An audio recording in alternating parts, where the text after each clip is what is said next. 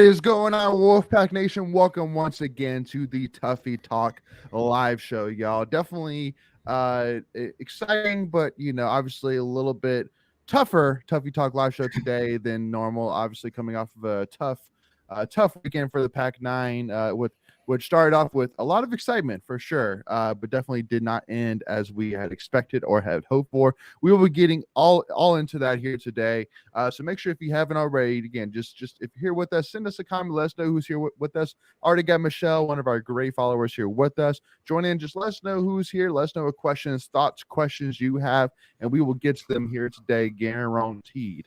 But with that being said, guys, started off. Give a shout out here to our two of our own, Greg the Leg and Kinsey Blackwater, who supported the Pac 9 and represented Tuffy Talk well in the Columbia, South Carolina Hot Bowl that it is. So Greg, kind of give it to me first. Again, for those who followed me and not followed me, followed us and saw me and my wife, it was definitely an interesting weekend for us, state versus South Carolina.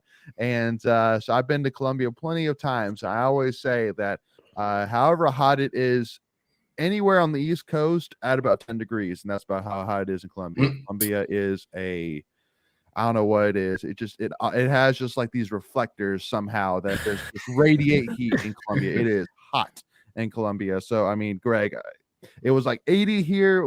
Did it feel like in the 90s there? Yeah, it was. Yeah, it was interesting because it said 81, but feels like 96. So I don't even know how that's even possible. But yes, Friday was comfortable. There was a nice little breeze. Saturday, thankfully, we had the evening game, so it had cooled off a little bit. Sunday, again, it said like 78, but it was like a feel high of 88 or something ridiculous. So it could have definitely been worse in June, right? I mean, we'll take that. It wasn't 90s, feels like 150. So there wasn't, I wasn't getting eaten up by prehistoric bugs or anything like that. So I will take it and be thankful, because I remember, like we talked about last week at Omaha, it was hot there. So I will take what we had in Columbia pretty much 9 times out of 10. I love Michelle's comment here saying there's a screen door between HE double hockey sticks in Columbia, South Carolina, according to a friend who has lived there. And they leave the screen door open too. So it was, like I said, it wasn't horrible. I was pleasantly surprised looking at the weather going into it and thinking this is going to be either really miserable or probably miserable. So it was just a little miserable, especially with the outcome. Yeah, 100%. And I know that for me, I've been to a good amount of South Carolina football games because my wife was in the color guard. And I could say that I went one time, I think it was late September, that it was the first SEC game South Carolina had played, and it was against Arkansas.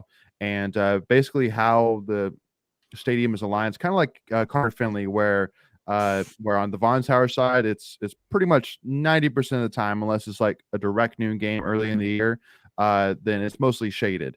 But on the other side, especially in there, you're cooking, and there's nothing there to help you whatsoever. South Carolina, same thing. If you're on the opposite side, upper level, especially upper level, you're cooking. And it took me that one game getting the cheap tickets on the opposite side to go, yeah, I'm not doing this again. So there's a reason they're the cheap ones, right? On that there's side. There's a reason they're cheap ones. And I was like, because I was like, it's the same view. It's just the opposite side of the field, but it's like $50 cheaper. I'm like, oh, heck yeah, I'm gonna do that. And now on, I'll pay the $50 to avoid that. And I'm sure for every dollar, it's a degree, right? So it was 50 degrees hotter. So you pay for the extra. I figured that after Carter Finley too. I was like, I want to be on the home side. There's a reason they put the home team in the shade, right? Yeah, exactly. Unfortunately, Michelle, we have to bring up Omaha with a sad face. But anyway, though, so real quick story. Yesterday, they were showing past winners of the College World Series, and then collectively, when they got to 2021, there was a scattering of boos from the NC State fan section. So we have not forgotten. And it was some of the locals were like, well, why are you booing? You're like, you guys don't remember like that whole story. They're like, oh yeah, we remember now. So you guys were begging for regionals, and while we were competing for a national championship. So anyway, but I mean, I think that that will always be remembered. And see, that's the biggest thing, which just still pains me about the NCAA's just kind of brush off decision making during that whole process. Was like, you do know this is going to put a huge asterisk on whoever wins this for the end of time, and this will be remembered until the end of time. There will never be a World Series or even many sports moments like this in sports history. And the Well, fact, it's oh, go ahead. I'm sorry. well, I was just going to say, I mean, the fact that you had a Cinderella team, which I mean, people love Cinderellas. ESPN and sports love Cinderellas, and you had a Cinderella there, really knocking on the national championship door. Like everybody was saying, dude, like State might go win it all. I mean, we had already beaten Vanderbilt. All we had to do is beat them 1 out of 2 times, and then you go on to face Mississippi State. And even we had a bunch of Mississippi State fans that were telling all NC State fans, like, yeah, no, y'all probably would have beaten us. And but again, it's just it's a pain that it went that way. But again, it's yeah, Greg, go ahead. No, I was just gonna say the outcome of that is we legitimately set a precedent, right? And so that will always be remembered and referenced anytime that, gosh forbid we ever have another pandemic or anything in that regard. But it will always be known as the NC State rule, right? Like, you have the Tuck rule, you have all these, famous plays and whatever. That's the NC State rule. I mean, it's going to be, never has a team been disqualified in a tournament. So yeah, we'll never forget it. Yeah, absolutely. Absolutely. What's going on, Macon? Not much, guys. Sorry, my computer's been freaking out on me. So I look like I'm in a dimly lit room right now. So I know. You're like blink you're twice if you need help. Yeah. yeah. You're like me. I know. I do have a reason for wearing all black, because again, we are mourning the end of the 2022-2023 athletic season. But don't worry, I got something to switch into once we start. I figured you were talking baseball. Was Greg talking about how long he took to drive down there? It took a minute. It did make a minute. It took a minute. Was it a longer drive going down or coming back, Greg? Yeah, it was definitely a longer drive. We broke it up going down, and then you wake up Friday morning hyped up, ready to go. I was cranking tunes, for the last 2 hours, getting ready to rock and roll, and then coming home it was just podcast. I just listened to podcast. You listened to Tuffy talk the whole time, right? I listened to a couple of them. I sure did. Yeah. So there we go. Nice. There we go. Mostly the ones I was on. No, I'm just kidding. Yeah, sure. Yeah, of course. All right, y'all. So first of all, give a shout out to Nick. What's going on, Nick? Appreciate you joining us, man. And again, y'all, let us know what questions you have for sure. Let us know your thoughts on the Pac-9 regional in Columbia. I mean, so for me, I guess let's start off with the first game against Campbell. To me, you have to highlight the bullpen. I mean, the bullpen seemed absolutely stellar. But I also wonder too if it was because the biggest story heading into that obviously was the Campbell chip on the shoulder, which is why I jumped so hard at the fact that, okay, maybe the talk should have been less about, the batting for Campbell and more maybe the bullpen for NC State, because the bullpen's been solid all year. Again, we'll get into kind of the stats on it, but relatively for the long portion of it, especially late in the season, the bullpen started to look really, really good. And I mean, to hold a team who averaged almost 10 runs a game to 1 run, I mean, geez, you got to be thrilled with that. Now, I mean, obviously, you could talk about James Groover having 2 home runs. You could talk about Candelaria having a career day for sure, but I don't think you can go a step further without talking about how impressive the bullpen was that day, specifically Whitaker or Wilson or Whitaker. No, it was Rio and J Law. Yeah, Whitaker started. What to start? Yeah. Whitaker started. Started. Whitaker started. Yeah. I mean, I'll tell you what, Lawson was the man to finish out that game. I thought Rio didn't have the best. Britton didn't have the best game. But who came out to Logan Whitaker, right? Yeah, Logan started 4 2/3, gave up 1 run. Yeah, Whitaker and Lawson had good games. No runs, excuse me. Right, so they were good. They were good on Friday. So. No extra base hits either. Like none. I know, very impressive. Crazy. So, don't forget the defense. The defense was spectacular with the 2 catches. One went by Noah, and I think Trevor had the other one, if I'm not mistaken. Chase Nixon had a highlight one. Thank you. Yeah, Chase. It was left field, not center field. Yeah.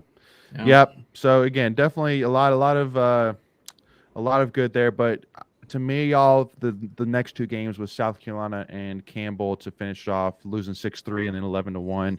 Yeah. A couple things. First of all, the biggest thing which I want to talk about is Sam Highfill. Definitely. Let's do Saturday first. Well, Yes. yeah, no. Well, no. I guess just to me, I was more talking about just because it did really hit me hard, man. Seeing Sam struggle as much as he did, man. Just and seeing how emotional he was. So that's why I wanted to go ahead and just bring it up because, man, like that was a highlight for me. Like seeing how much Sam struggled. I felt more for Sam than anybody else at that point. Like I felt for the guys for sure, but for Sam and how much he's meant for this program, how much he's how inspirational his story started to end that way. It's like, oh man, that is not the way you want to see it go. But yeah, no. South Carolina, Greg, give it to me first, man. Initial thoughts. I mean, it seemed like a heck of an environment, first and foremost. Yeah, it was. I talking to the parents from the ones that made the trip in 2021 down to Arkansas.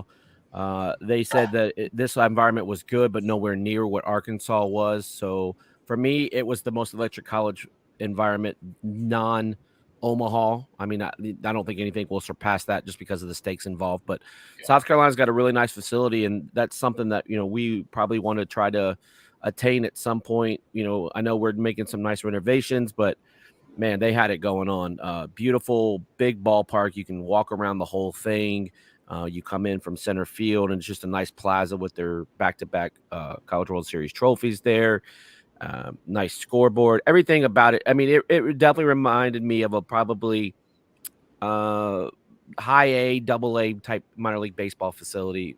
Very well done. Nice bullpens, just everything class. That's the cream of the crop. I think they were like one of the first schools in the SEC to really put the money into the baseball. Now everyone's now it's just an arms race in the SEC as far as facilities. But nice place. A couple of things about the fans, but fans are going to be fans. But other than that, the facilities were great. Yeah, they were. South Carolina fans were definitely they're chirpers. Interesting. Which I had to kind of choose my words wisely because again, I was celebrating my wife's birthday this weekend, so I was around her most of the weekend, and so. But like in the back of my mind, I was getting text messages left and right from people going, "Man, are you watching these games? These daggone South Carolina fans." I'm like, yeah, they're pretty hardcore. So especially about baseball, which I mean, again, winning back-to-back national titles, a decade ago, definitely can do that for the. Yeah, I mean that's arguably their most successful sport that they have. So, obviously when you they're kind of like Vanderbilt. That's where you put a lot of your eggs into that basket, right? And you want to continue to carry on that so you can continue to compete at a high level. I mean, like just to kind of go over again, this is not the Gamecock talk, but football-wise, they won a division title. They didn't ever win the SEC, didn't win a national championship, anything like that. And then for the basketball side, they made it to the Final Four. Yeah, a couple years ago. And then women's basketball has done their thing, etc. Right. But in the main sports and men's basketball, baseball, and football, baseball is definitely the biggest. Yeah, if you think about it, basketball has only come on recently. They had their success in baseball before. They more had their 1 year, and then that was pretty much it. So yeah. But anyway, Michael, making anything y'all saw from your side since again, I was kind of just trying to keep an eye on it. Sam Highfill, or are we talking Saturday? South Carolina still. Saturday. 6-3 lost. I honestly didn't get to watch the game, so I don't have a lot on it. I just saw the score, and then I saw what South Carolina did to the other teams, and I thought it was respectable. So to be honest with you, I mean, I don't feel like you can do much there. They're the 1 seed for a reason. And I heard some commentaries say, is South Carolina been one of the best 1 seeds so far in the regionals? Like they've been one of the most convincing teams in the regionals across the country so far. Yeah. There's another team they mentioned out there that I can't remember who it was, but they said South Carolina's just gotten it done. Well, yeah, and we can talk about big picture for the NCAA if we want to do that. But as far as for me on Saturday, Willitson gives up the home run early. You dig yourself into a 5-0 hole. Couple of things. You walk. I think we ended up walking 9 in that game, if my memory serves me correctly. I got the box score here. Let me see if I can find it. Yeah, I think it was 9 that we ended up walking. We start chipping away in the sixth inning. We get 3 back. And then in the 8th, for me, that was really the one other thing I will talk about is the bullpen on Saturday night. Big John, Jacob Helford. 9. Helford, and there was one more, I think, that threw like an inning or two. Andrew Schaffner. Schaffner, yes. So Halford and Schaffner had thrown very limited innings coming into that game, and they stepped up, and so they were the reason we even had a chance going into the 8th. Yeah. And in the 8th, you had Groover with the leadoff single, and you had Peebles hitting from the left side because he's a switch hitter, and he drilled that ball, and they had him played perfectly. And they were able to turn a double play on that, which again was another theme of the weekend. We hit three double plays on Saturday and 4 on Sunday, and obviously we'll talk about Sunday. But I will say, Greg, it was nine walks that we gave South Carolina. That's what I thought it was. We had 0. Right. Yeah. And that was a theme too. We didn't get a lot of walks the whole walks. weekend, or received a lot of walks. Excuse me. We gave plenty. So. Yeah. Oh We're yeah. very generous. Very generous. Yeah. And that you just can't do that against good ball clubs. You can't give them extra outs. You can't give them free passes. Those are just things that you have to tighten up if you're going to win a regional, especially on the road. Yeah, absolutely. Go ahead, Michael. Just the amount of double plays, inning-ending double plays too, that we hit into. So, like I don't know how that happened, but I mean, yeah, that game against South Carolina, we gave it to them. I mean, we were hitting the ball hard. Their starting pitcher was not great. He was good, but you got enough hits off of him, and you just gave it to him with the walks. Well, and to be honest too, so in the first 5 innings, only one of them did we not go down 1-2-3, and that was in the first inning that we didn't go down 1-2-3. And especially in an environment like that, in a game of that magnitude, you got to take control early. So I know that, yes, it's great that we had 12 hits, but the problem is that most of that didn't come until the bottom of the 6th. And then, by that point, South Carolina was already up 6-0. So they already had a pretty, firm control of the momentum scale. So it's like, it's great. But again, just once again, the story this year for baseball has been solid batting, but not at the right moments. Not timely hitting. Right. Yeah. Not timely or Hitting. situational. Yeah. Not, I mean, well, because not only just with runners on base, but just like, again, right here, like, yeah, we had great hitting, but later in the game, we have to have that early in the game. So, but yeah, I agreed. That's been the biggest frustration. And that was the difference too between Friday and Saturdays. We talked about this in our lead up last week, is you got to score early to get that pressure on the other team. And in the last 2 games, we were just working from behind and we just couldn't get the hits. We talked about the double plays, and we can jump to Sunday now if you want to talk Sunday. The last thing I will say is you mentioned the 12 hits on Saturday. We out hit South Carolina 12-8. Again, it was the double plays. It was leaving batters on or leaving runners on. And again, these are themes throughout the whole season that just continuously reared its ugly head. Yeah, absolutely. And I mean, for me, I don't really want to necessarily spend too much time on this, but one of the biggest head scratchers for the whole postseason really was, why did we take Parker Nolan from me out of the lineup? That to me would just seem a head scratcher. An established senior who, was hitting the ball well overall. I mean, he was one of our bigger hitters. And so to not see him pretty much at all in the postseason was a little bit odd. But yeah. So go ahead, Michael. Go ahead. I agree. The decision was odd, but I mean, it ended up not hurting us that bad because Chance Nixon had a really good regional. He had true. I mean, he had the 2 RBI double against South Carolina, right? Yep. Yeah. He got some hits. He hit the ball really hard, like almost every at bat. Just a couple of times they had him played well. Trevor was a regional player on the all regional team, so you can't be mad at that. The one thing, and then Noah on Saturday and especially Sunday, I think he had like 2 hits on Sunday.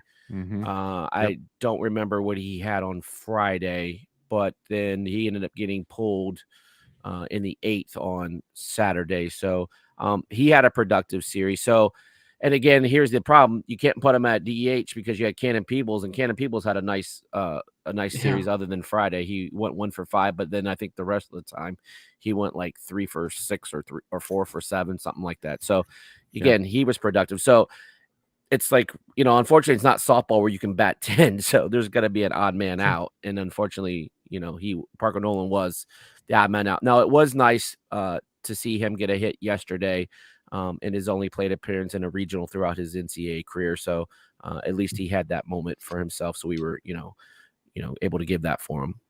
You can bat 10 in softball? And like beer league softball, yeah.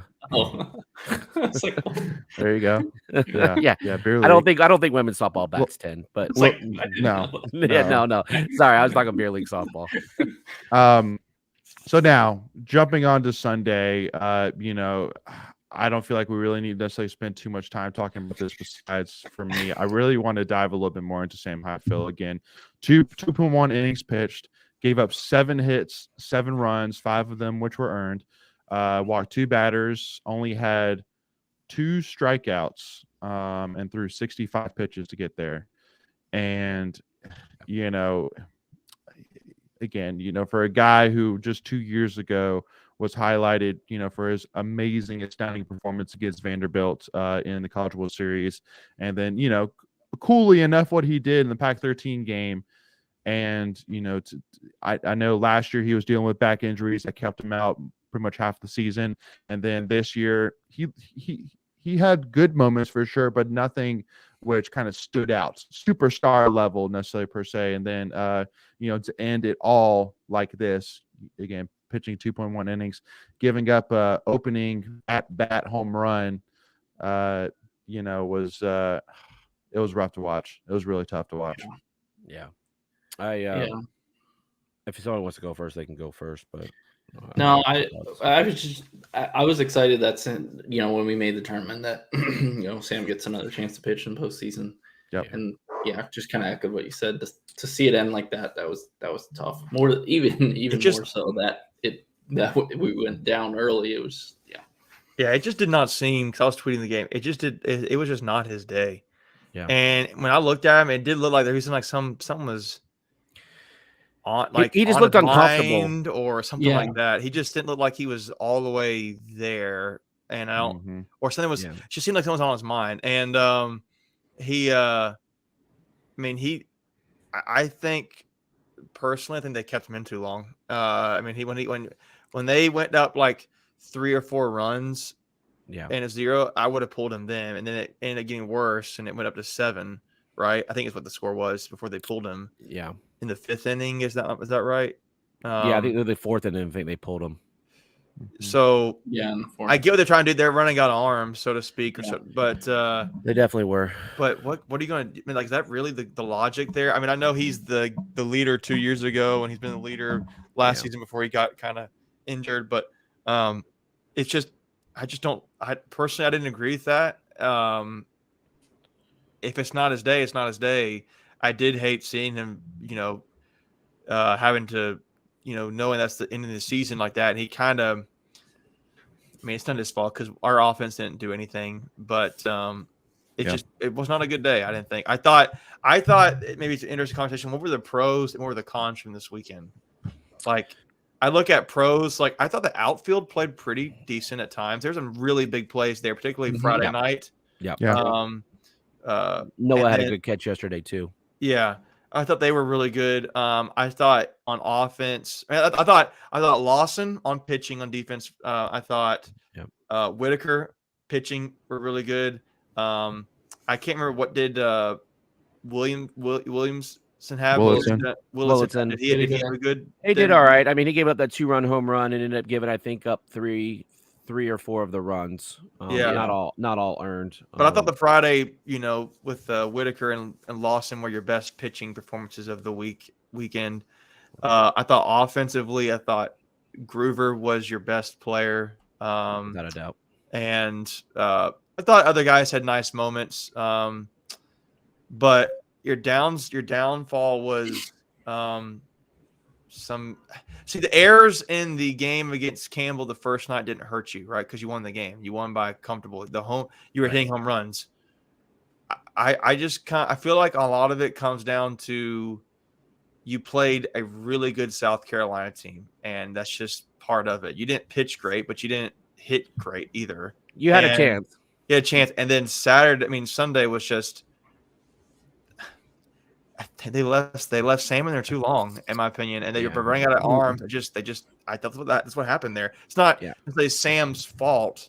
He's doing the best he can in that situation, but it was not his day. So I would have moved on, but I'm not the coach. So So for me, a couple of things on Saturday, like the 8th inning again for me was a turning point. You hitting that double play. If that's not a double play and that gets by the first baseman, you have second and third with nobody out. You can potentially have a really big inning to tie the game.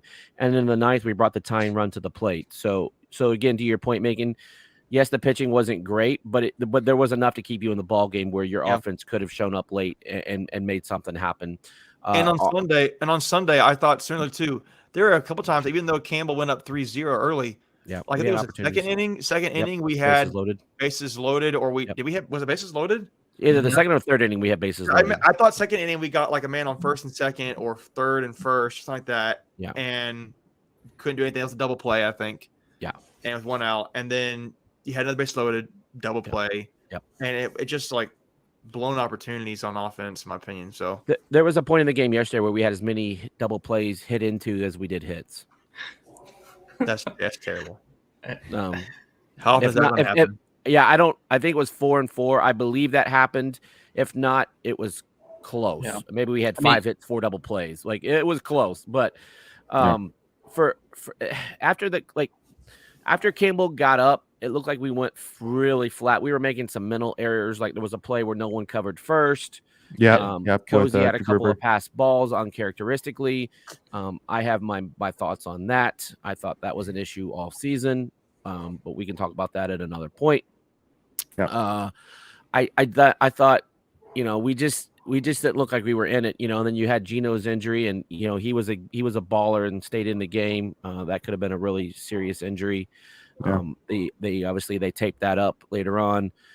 You had Eli Serrano. He was fighting a hamstring injury. If you remember him kind of limping down to first, he had pulled that on a stretch on a play earlier in the game. So we were getting down to guys that were just getting injured. I just think they were just wore out from 3 games in 3 days. You had that mental game Saturday night. You had a quick turnaround, which again, I have thoughts on that as well, where you're penalizing the winners bracket for having to turn around quickly when the loser got more time off. But at the end of the day, Campbell came out and hit the ball. They were the number 1 offensive team, and they showed it on yesterday for sure.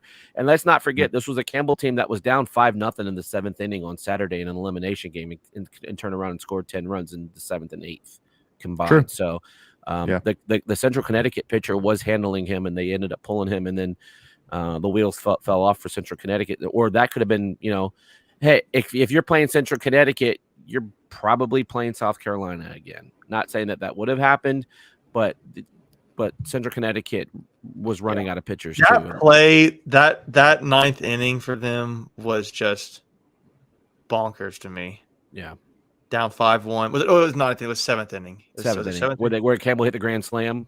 Yeah. That was the 7th inning. Yeah.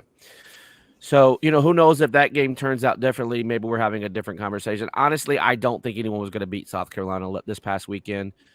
Especially they were convincingly the #1 seed, and they won convincingly. They were. So, and the other thing I was going to say, once we went to the losers bracket, I knew we were going to be problematic with our pitching staff, with our arms. We had like 3 guys, and 2 of those guys were freshmen. So there's something to build upon there, right? So, they've shown that they can prove in a big moment, and hopefully the staff trusts them moving on, assuming that no one transfers. We'll talk about that. Before Michael, I'll give you the last comment. We need to move on to kind of wrap this thing up. So, Michael, I'll go and give you the last thought.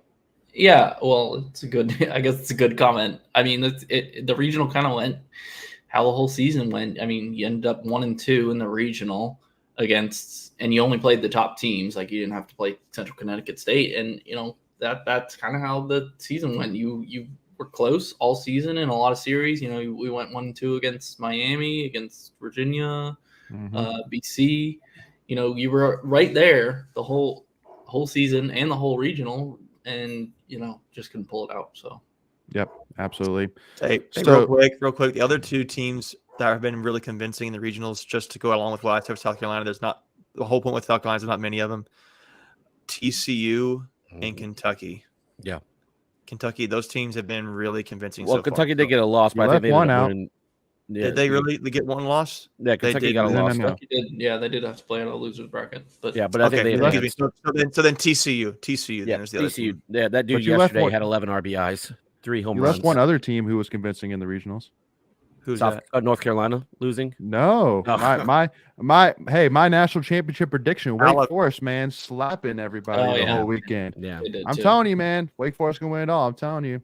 I hope everybody got in their betting tickets for plus 400 to win. I would say they need to start warming up the ACC chants. I think the biggest choke job of the weekend was definitely Clemson. That's pretty bad. Yeah, they Oklahoma State hosting. Yeah, that was pretty bad. Auburn too, right? I thought Auburn was pretty big. Yeah, I agree. Yeah. So a lot of upsets though. That was the thing. You had last comment. Wait for you had a lot of non-seed guys advance, like a lot. Like I think 3, 4, and 5 are out of the tournament. That's crazy. Look at South Carolina, TCU, Wake Forest. Your 3 most convincing seeds or teams so far, I'd say. Yeah, for sure. So now on to the. Yeah. Now, do you want to talk a little bit here? Not necessarily about Avent and firing. Like, no, there won't be firing with Elliott Avent. I can guarantee you that. Put it in the bank. He is not getting fired. He has done enough for this program. He means enough to this program, this university, that he will leave when he thinks he is ready. Now, the thing which I will say is I think that Avent loves this program and loves the school enough that if he feels that it is his time to step away, that he will do so. Now, now I know there's a lot of questions about he's at 998 wins, right? So, if he comes back next season, obviously, hopefully within the first weekend, he will surpass that 1,000 career win mark. Now, do I think that that's a must? Like if Avent called it this season or during this offseason and said, I'm stepping away to let more likely Chris Hart take over, like, is it going to be like, oh my God, like, he didn't get 1,000 wins. Oh my gosh, what is going on? Because the biggest thing is also too, is that again, he will hopefully surpass that in his first weekend.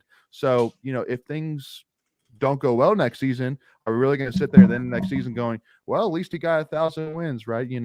But again, I'm more of just saying that the 1,000 win thing for me shouldn't be a part of the, convincing factor on why Avent should come back next season. I can stop this right now. He's not going anywhere. Well, and again, he's not going anywhere until he's not stepping away. I would be willing to bet my mortgage on it. He's going to be there. Hold on, one more second, Macon. He's going to be there until those renovations are done. I promise you that. That's going to be his legacy. Yeah. Well, and again, those renovations are coming either way. And again, no, I get he would step away not for somebody new. He would step away for Chris Hart to take over. He's not going anywhere. So, yeah, no, I agree. So that's my prediction too. But also too, would I be shocked if he stepped away? Especially, go ahead. He's not going anywhere. Yeah. Well, but again, it's more the fact too that literally for two seasons in a row, having again 13 ACC wins and 14 ACC wins, coming off of 2 years ago College World Series win. Also, too, now that we're going to have so much turnover, more likely again we already have 7 that's entered transfer portal, and there's definitely going to be more. That's a question, but I agree with you, Greg. Yes, I will take 100% your opinion into account that there is no way on God's green earth that he will leave. And so here's a question: when are the renovations going to be done? 2 more years. So according to Greg, it's 2 more years of Avent, what you're saying, right? Well, that's when his contract. He only has 2 more years left in his contract anyway. So what you're saying is, put it down now. He's going to be done at the end of the 2025 season. Yep. Again, unless something crazy happens, right? I mean, obviously, never say never. But I'm telling you, but I said he wasn't going anywhere. He's not going anywhere. He might be forced to go somewhere. You know what I mean? Like that's the difference, right? If he's going to be gone, it's going to be on someone else's word, if you will. Like he's not going anywhere, at least until those renovations are done on his own accord. Because that's his. I mean.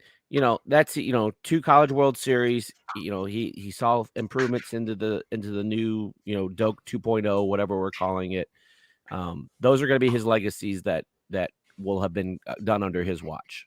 If he can't get an ACC championship, who's going to have that?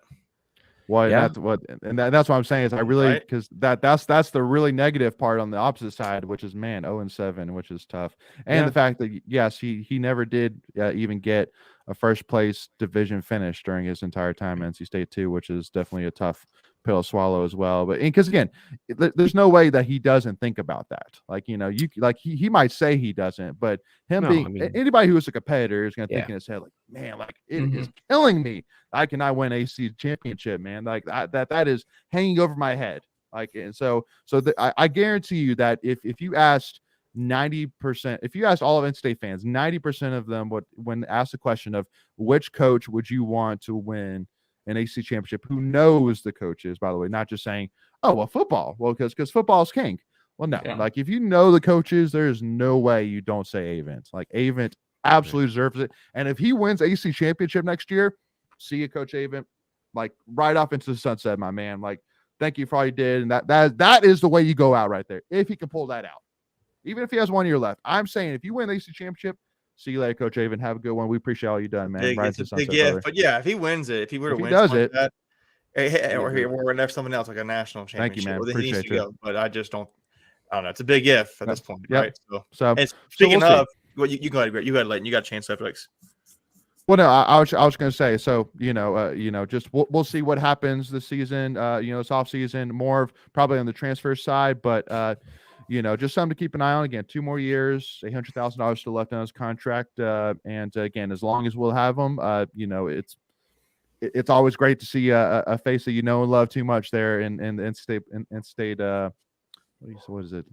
Locker, what's the freaking thing called? Dugout. The bench, dugout. There we go. Thank you. I totally forgot my baseball terminology. I was about to call it bullpen. Anyway, Bacon, go ahead, brother. No, I was going to say, I mean, my thing is, are we expecting a lot of turnover in the baseball team? Yes, that's the thing. So a lot of guys right there, I guess. Mm-hmm. Yep. Perfect transition, making. Thank you. It's like I sent it to you or something like that. Yeah. Seeing Gupton on that list stinks, but that's just me. I know. Well, 2 of those guys didn't even make it to spring ball. So baseball is an interesting sport where they cut dudes pretty quickly. It's not like the other sports. Yeah. Because remember, the scholarship situation is vastly different than the other sports. The other revenue generating sports. They only get a pool of money, and then they have to divvy it out, and then you get your some people might get 10, 15%, 20%. Right, exactly. Because I think you only I'm not even going to guess. I think you only get like 20 or something ridiculously low. It's not very good. Now there's other ways to do it. You can give them academic scholarships and so on and so forth, and grants, and but actually athletic scholarships, there's only like I said, maybe 20 or something silly. It's not even right considering you carry a roster of like 40 dudes. Yeah, it's crazy. At least until you get to postseason. Yeah. But yeah, I mean, definitely Michael Gupton-Hurst is just especially since his speed was talked about throughout Wolfpack Nation for sure, which is something nice to have, especially since we only had 20 stolen base attempts the entire season, which is definitely something that you want to see improved on. Attempts or successful? I think we're only 14 for 20 in stolen base attempts, if I remember the stat correctly. Attempts, that's pretty poor actually. Real quick, it's 11.7. scholarships. Oh wow. Wow. It's even lower than I thought. Yeah. Okay. Gotcha. So that's why you see such a lot of movement, right? So they're trying to get out of these scholarships, and they're having them shuffle them around and so on and so forth. Yeah. Right. Yeah. I mean, it's one thing if even if you're not 100% happy in a spot, you got your scholarship covered to pay for school and stuff. But yeah, with baseball, you don't even have that luxury. So yeah. True. And some of these kids are coming from out of state too, so they're paying even higher dollars. Yeah. So definitely, these are the names right now. Again, we have 6 of them. I think you had one more that just entered as well. And there will be more. Wouldn't be surprised. Carter Trice, definitely a huge head scratcher season. Again, I think for me, when we were doing the preview, that he was for me a hugely hyped prospect. Again, being a freshman All-American, killing it at Old Dominion, and then coming here, and he had a couple of at bats, was unsuccessful to say the least, and then didn't really hear much pretty much the back half of the season. So it's kind of okay, are we going to give him another shot, or is he not going to give us another shot? Is he going to go pro? Like, what's going to happen there? So stay tuned there. If you had to give me an over or under of 15, I would probably take the over on transfers. A lot. Yeah, And gonna be a lot. Just remember last year we had 21 new incoming players. So via either transfer portal or freshmen. So that's just the way baseball is now. I think it's the highest turnover rate in all of the sports, just because you got guys coming and going left and right. Well, and speaking of turnover too, that kind of takes us nicely into our next topic. So Michael, Mick, and Greg, anything else you want to talk about before we wrap up this baseball? We'll have a baseball recap to get some more into depth into some of the stuff. 100%. All righty. So that being said, we're going to jump on over to Tuffy's tweets of the week to get this thing rolling. Here we go.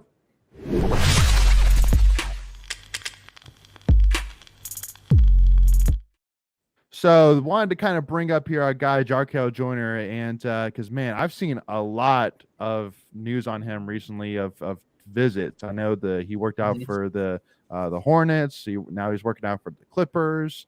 He's been all over the place doing workouts. So very interesting to see. I mean, I don't know if it's unusual for a guy to get a good handful of workouts like this, but he's definitely getting it for sure. He's definitely getting his chance to try and impress some NBA executives for sure.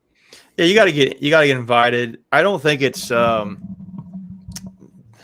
mean, it's a big deal to get a trial for any NBA team. I think it probably happens more often than you probably think it does, or you might be aware of. But it's like I saw Manny Bates making some rounds, and I don't think he had a great offensive game. But I saw he worked out for the Charlotte Hornets recently and some other teams. But yeah, it's good for him. I mean, he's not going to get drafted. He's probably going to get a free agent somewhere. He might make a minor league team like the Greensboro Swarm kind of thing. And maybe he can play his way up. But I think what Jarkel's going to go for is his character, his maturity is going to be a lot of things that the teams are going to want in their organization. So, I mean, he can play. I mean, he's a player, right? So it's just, I think that's one thing that maybe will help him stand out a little bit. So it's good for him. It's good. I hope he can make it on a team like this. The Clippers have a lot of opportunity, I think, for him. So yeah, absolutely. Michael, Greg, anything to add to that? No, it's great. I did see the list too. He has a lot of workouts lined up, so hopefully he gets a shot somewhere. Yeah, absolutely. Agreed. So now, go ahead, Greg, please. No, I was just say I agree. We always pull for our pros, so I would love to see him. Like we would talk about before. If he has to go the Darion Sebron route, I think there's opportunities out there. If not, he's definitely gonna make money overseas. Yeah, State needs guys in the NBA. Yeah, that's good recruiting too. They need. Guys, look at Caleb Martin right now. I mean, dude, superstar. Not a superstar, but I mean, should have won Eastern Conference MVP. Should have won Eastern Conference MVP. Maybe debatable. Yeah, so he was right there. Yeah, I think if Caleb Martin's name was Jimmy Butler or any kind of big name superstar name, that he would have won MVP, but just because Jimmy Butler's Jimmy Butler. So yeah.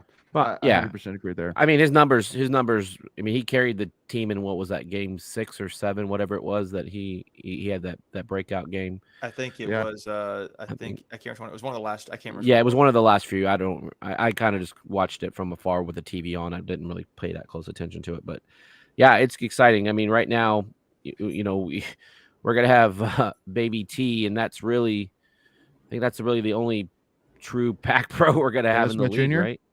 I mean, say one more time. Yeah, whatever. Yeah. Who? Dennis Smith Jr. I guess. Sure. Dennis Smith, technically, Sebron's with the Pelicans. Sebron's with the Pelicans.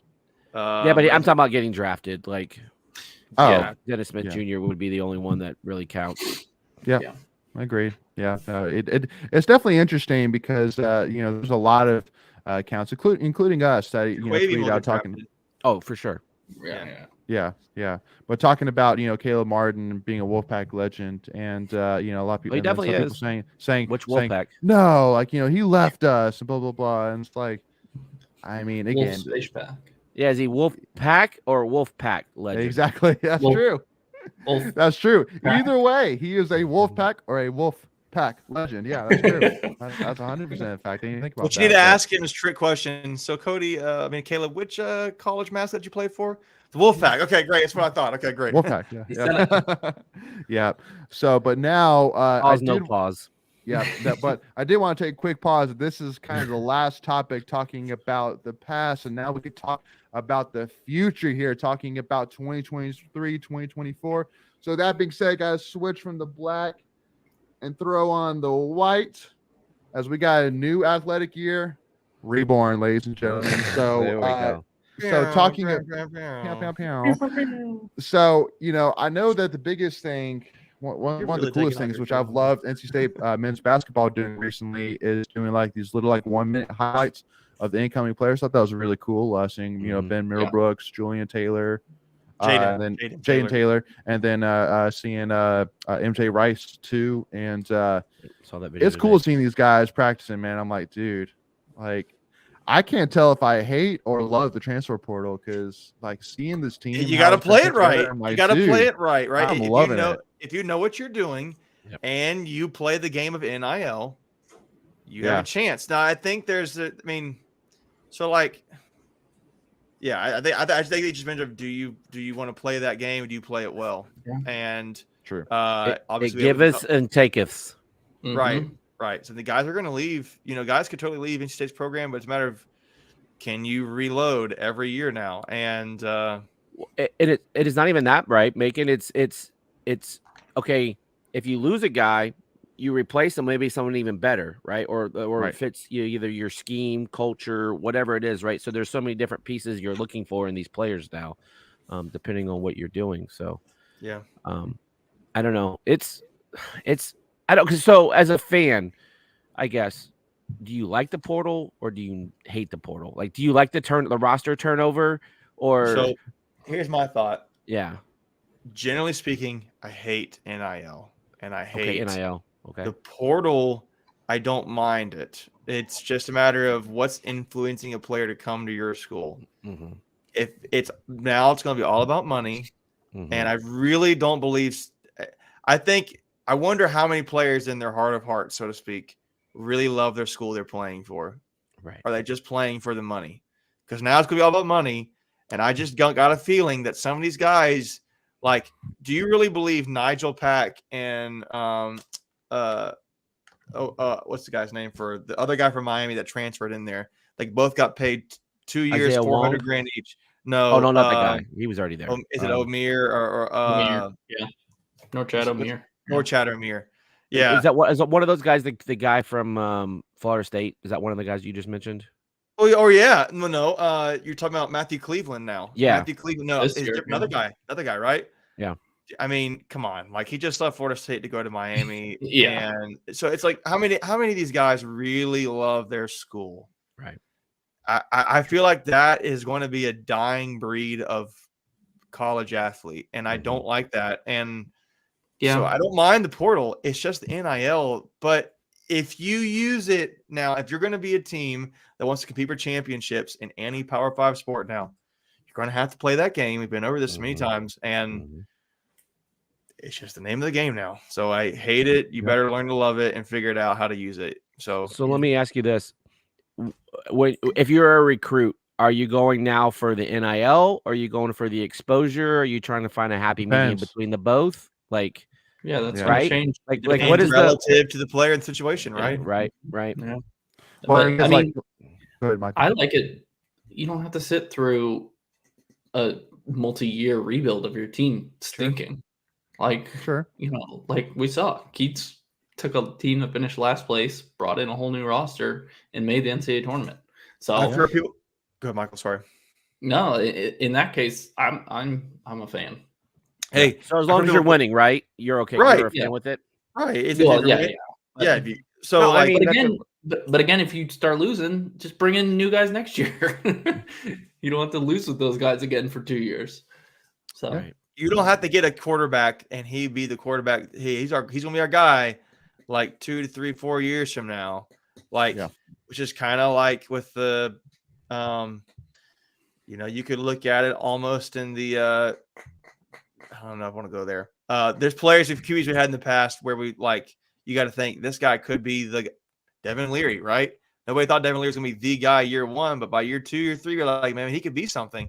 And 4-star quarterback. And now, if you don't like the guy, you can bring another guy if you really wanted to. You can if they do well, they could leave, right? So yeah, I mean, who's to say like some of these guys now, like let's say Brandon Armstrong, if he had an extra year and he was awesome, who's to say he couldn't go play for Michigan if they wanted a quarterback, or I don't know. You got it's just double-edged sword now. So well, I think the only other thing too, I think that your typical State fan who maybe isn't a huge follower of the recruiting / all the insider stuff would more like to have guys that they know every year. That's not like wait, what happened to that guy? Oh, he left. Oh, well then who's that guy? Oh, he came from Michigan. Oh, and then who's that guy? Like, you want every year. And it kind of Michelle talks about here, talking about the Phillip River players are, unfortunately a dying breed. Is that, I mean, if you were a State fan between 2000 and 2003, you knew exactly who your quarterback was. That, and you don't really have that for the most part anymore. If you're in one of the Power 5, levels, it's a tough thing to find a quarterback or a player who's around for starting for 3-4 years, something like that. So yeah, and I think we kind of talked about it when we did our retrospect episode that just came out this past weekend. That now that the fear of having to sit out is no longer there, players are willing to put themselves out there even quicker, right? Like they would be willing to wait it out 2 or 3 years. And you look at the transfer rate within the last 15 years, I bet it doesn't equal 1 year now. You know what I mean? Like, oh yeah, I would be interested to see, like you could do like a 10-year period. That number wouldn't even equal what last year's total portal number looked like. It's insane, right? Yeah. Guaranteed. But the other thing with that is when you're bringing in portal players, there is still some of that. There's only a one-time transfer rule unless you have some type of waiver, which are hard to get now.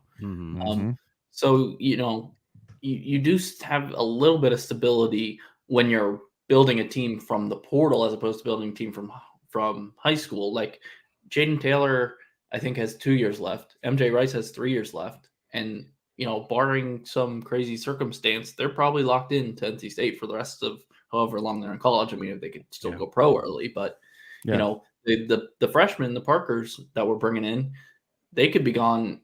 You could have them next year and that's it because they haven't used their transfer yet. So it's an advantage that way when bringing players in if they have multiple years left. Yeah, absolutely. The other thing I'll talk. Oh, sorry, my computer froze. I thought you were done, Michael. The other thing that I would say is going back to the baseball team. You had 21 transfers into the program. It takes a while to gain chemistry and trust and just playing together, right? Because you look at someone like Parker Nolan and Trevor Candelaria, they played together all 4 years at Davidson plus 1 at State. That's 5 years. So when you're playing the outfield, right, you know who's going to get what, who's got each other's back, how their angles play. There's a lot to be said, right? The same with the quarterback, trying to figure out the routes of a receiver and the timing and all of that. So that chemistry, that timing, it takes time. So that's the disadvantage of it, where if you have a guy in a program for 3 or 4 years, they've been playing with that dude, they've been throwing to that dude, they've been passing to that dude, whatever it is, it vastly changes the dynamics too. Yeah, absolutely. Which kind of quick thing about football too. And that kind of goes to my exact point too, because I've seen a lot of people comment talking about, how they want MJ Morris to be the starting quarterback for next year, which I mean, I know that all of us, especially, because the fact that dude obviously decided to stick around was huge. And so you got to love the guy, no doubt about it. And you see the talent though. Yeah, that's true. Yeah, that definitely didn't help either. Or that definitely didn't hurt either. Sorry. But yeah, I mean, you see the talent there though for sure. But I mean, for me, I'm saying, listen, I think Dorn should just go ahead and say, Brainard, I mean, he could do his mind games and not say it, but I think that he'd be crazy not to go ahead and just move forward as if Brandon Armstrong is going to be the guy next year and get that guy throwing every single first team rep with the wide receivers, get that chemistry going. because since he doesn't have a lot of time to lose, he came in late, and he only has a certain amount of days until he only has now less than 90 days until game 1 against UConn. So every single rep he can get to get that chemistry going, we got to get that going. And then kind of go into our next tweet of the week. The beautiful scoreboard is coming along, ladies and gentlemen. For those who are watching us on YouTube, you are seeing that our scoreboard is coming to life. It's looking gorgeous. Huge. So excited, So, man. It's gonna be Is that huge. the full width, or is that like that's the full width of it? I don't know. I see. What I'm curious. I don't think it is. I don't know if I think it's going to go over it, right? I think it's Right. going to expand. I don't think it is. You see in the far left picture where the bathroom/concession area is, right? From the computer images we saw during the season last year, it even hangs over that. Which I mean, as you can see, it's not quite there yet. Okay. So I think there's still. I thought that whole wider than bleacher, the whole bleachers section, I thought was covered, like what it was. Well, think about it. It's going to be 10 yards wider than the field, so that Oh, doesn't so look it as has wide to be. as the field. Yeah, that has to That be. doesn't look like as wide as the field. Not yet. Wow. But it's coming along though. So big. I know it's gonna be gorgeous. I'm so Now, excited. one thing I don't hear them say anything about, I know they can't put pictures of it, but like, has anybody heard any updates on the speaker system? I know they were doing that too. Yeah, I mean, I think it's going to be behind it, right? Is it going to be like? I think the speaker is going to be in the scoreboard. Probably some. I would, yeah, and because audio system, I don't think it definitely doesn't take. I'm no expert, but I would say the audio system putting in place doesn't take even close to as long as the scoreboard. And I would say that since the audio system is a part of the scoreboard, they have to wait until a certain stage of the scoreboard input process in order to start with audio. Put that picture back up again. I'm make sure I see it right. Well, as he's doing that, I thought I remember when they did the announcement that the scoreboard was going to be a concert grade audio system. Correct. So I think that all the audio is going to be built into this thing. Yeah. Well, I mean, because keep in mind that I could be wrong, but hopefully it's good. That's all I care about. It could have got right, exactly. But I'm pretty sure that hanging down from the upper level, facing the lower level, there was around the stadium speakers that kind of hung off the upper level, underneath the overhang. But I mean, like, I don't know if necessarily all the audio is going to be in the scoreboard, but we'll see. I mean, I'm excited for it either way. So let me clarify. So I'm looking at a picture here that that GoPack.com has. Oh, the rendering. I think that is the full width because of the new scoreboard. Really? Yep, because the current video board from like last season would have been from about where you start seeing the white of the Wolves and the football player on the painting. That's where the screen was. Mm-hmm. Yeah, it's just hard to tell because none of these pictures are straight on. Well, that's what I'm saying. Now it's had almost a scoreboard picture of it dead on. Yeah, go ahead. Yeah, and now it's almost as wide as that whole bleacher stand. If you go back to it one more time, sorry, man, this will be the last time, I promise. Look at the gates on the far right. Look at the entry gates. So that kind of gives you some perspective a little bit, as that's a little bit to the right of the Wolf mural. So I think it's. I think that is the whole size of it. It is the whole thing, according to these renderings and pictures that they have on the GoPack. Because initially there was 4 posts, right, and those are those brown ones, and then they put those new black posts on the outside of it. It's got a stat here. It says 6 foot wider than the field is what it says. 6 foot wider. Okay, yeah. So 43 foot tall, 166 foot wide. Top 10 largest scoreboard and college video board in the country. 51 feet wider than the bell tower is tall. It'd be 789 55-inch TVs. So Leighton, we need some inside intel because you got people on the ground. You got boots on the ground that have inside information. You need to find out if that's the full size right there. Oh, it is. All right. I am his inside info, Greg. So there you go. Okay, got it. I'll triple confirm it though. Yes, not a problem. I'll triple confirm it. I'll let the people know in the Discord, which you haven't joined our Discord. There you go. Good, do that. Good promo there. Good plug. Yeah. So, but gotta kind of wrap this thing up here, talking about 2 quick things. One, gotta talk about the announcement of our new softball coach getting announced, Lindsay Leftwich. After so much time of wondering, obviously with having to let go of our former coach so early in the season, there was a huge lull here, and now we finally know that Lindsay Leftwich, former assistant coach for LSU, is going to be our new head softball coach. And to me, when I first heard the news, I thought it was an absolute home run. I thought it was exactly the kind you did there. of yeah. I thought it was the exact kind of background that I think we need here. Somebody who has been around a winning program, somebody who has been with a softball powerhouse for 13 years, and somebody who's also too now been able to work with a coach in Beth Torina from LSU, who now has produced over a dozen different Division I coaches underneath her coaching tree. So, and I mean, she was Lindsay Leftwich was a part of all the recruiting, the defense, the recruiting, video scouting camps. Like, she was fully involved in the LSU side. So, I mean, to me, I love it. Now, the question which I do want to ask for those who are here with us, and then for you guys here, is that there was a question of, would you rather had gone after somebody who had previous head coaching experience, maybe from a lower level school? To me, it's about who's available. To me, it's about, I mean, is it the right fit? I feel like that. How much does that matter in softball? Well, because my thing is that I think that having somebody who knows what it takes, who's been around, right. Who knows what kind of player is the most successful at this level. I think. So, what was her title at LSU? Do we know the answer to that assistant question? Coach, right? Assistant coach. She like the assistant coach? I mean, if she's been around the program, if she's been assistant coach for 12, 13 years, I feel like you have to be, yeah.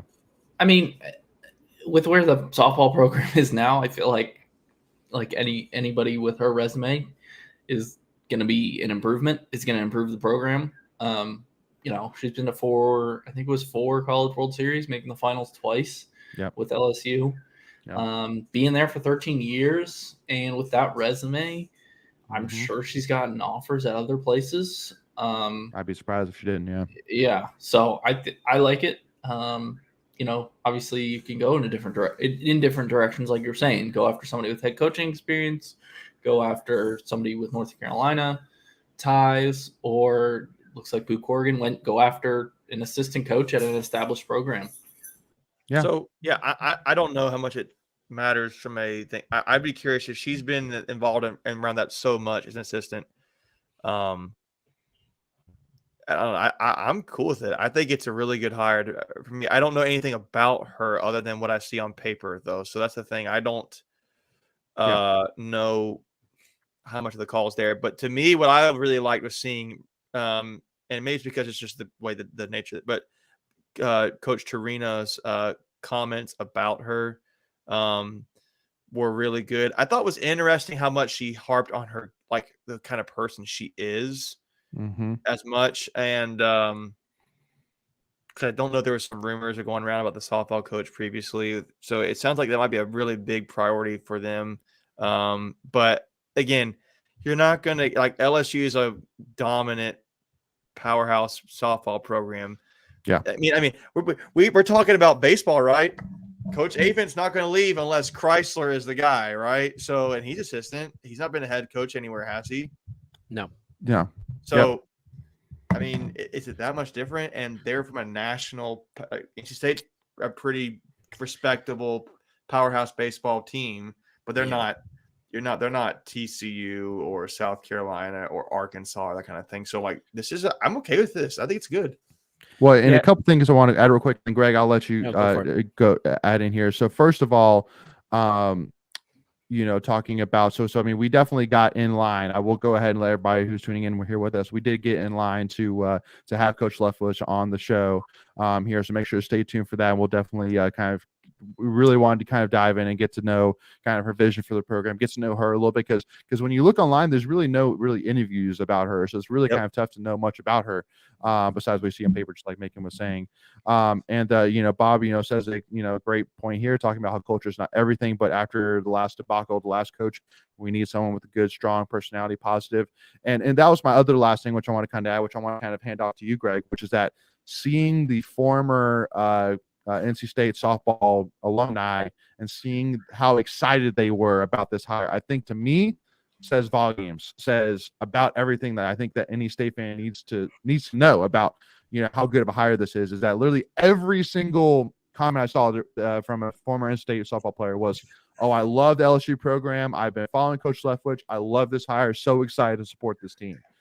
So Greg, I'll hand it off to you. Go ahead. Yeah, that was actually one of the points I was going to make. But the other point I was going to make is back to the, do you want an assistant from a type of Power 5 conference or an up and coming coach? And so I don't think you can go, there's arguments for both sides, obviously, but I like the fresh face, even if you've never been a coach before. Maybe she brings in somebody with some previous lower coaching experience. But it sounds like from everything you were reading about her resume, she's done a little bit of everything. So she's has experience. She's just never been the one to call the shots, right? So she's not new to recruiting. She's not new to roster management and so on and so forth. It sounds like she did a little bit of everything at LSU. So it's not like you're bringing in someone who was the fourth assistant that's only had 5 years of experience or whatever. Right. So I like the establishment. Obviously there's always money involved. So it's like you go out and get the best candidate for the money that you have available. Just remember, this is Boo's second coaching hire. His first one was volleyball, right? If I'm not mistaken, right? Yeah. So, but yeah. Okay. I think we had this conversation once before. Yeah. When we fired the softball coach. Yeah. So this is his second hire. So this is still some new uncharted waters. The volleyball program has gotten better. Still not to where we want it to be, but that's still in its early stages with this coach. So, I'm excited. Anytime you bring in new blood, hopefully it's a shot in the arm to get the program launched. Obviously, we talked about the recruiting class from a couple of years ago. It was a strong top 10 type class, maybe even top 5 if I'm not mistaken. So it'll be interesting to see how many that new coach can hold over and then build upon for her upcoming recruiting class, and what she can hold together.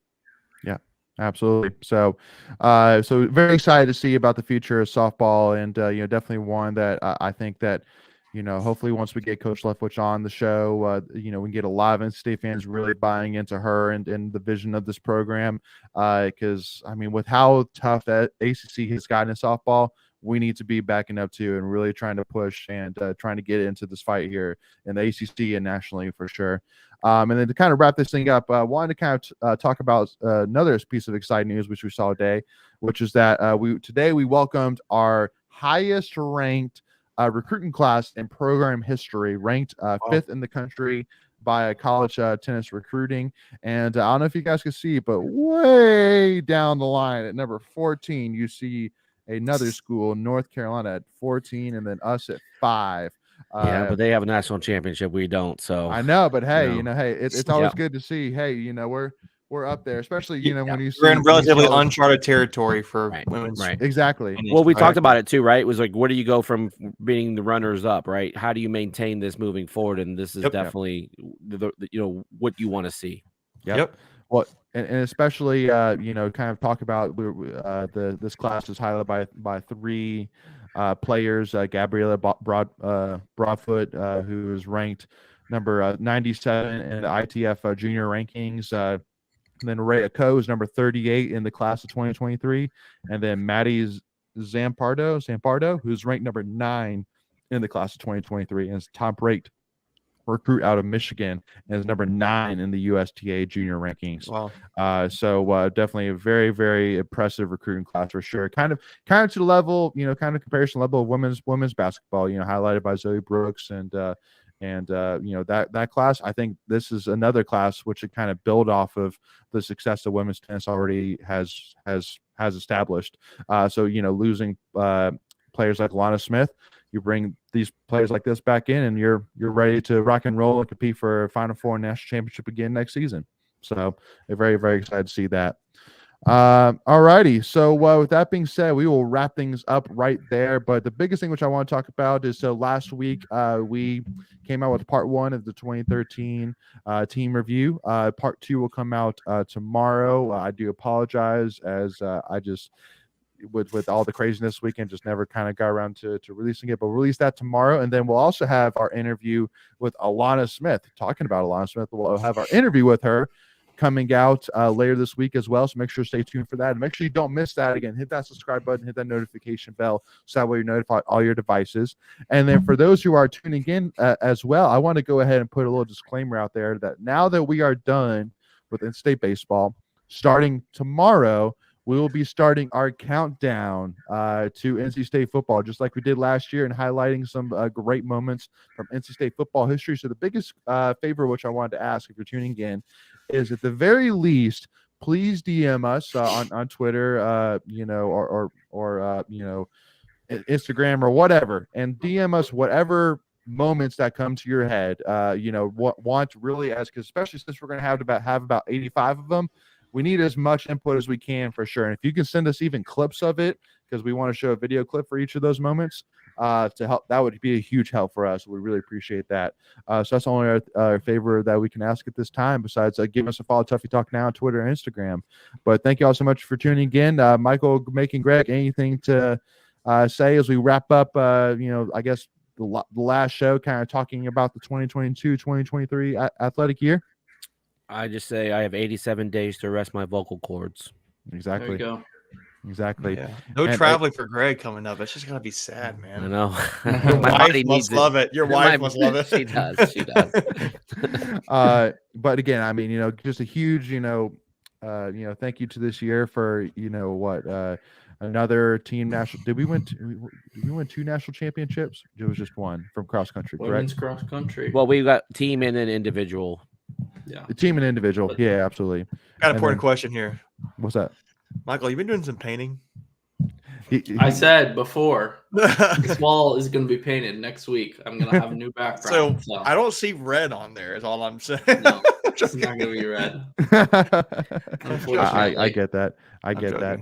Sorry. But either way, again, a in-state athletic program high in 4 different ACC championships. So definitely a great year, but definitely looking next season. It'll be curious to see where the final Directors Cup standings come out to be. I think that'll be the final thing for this for the year.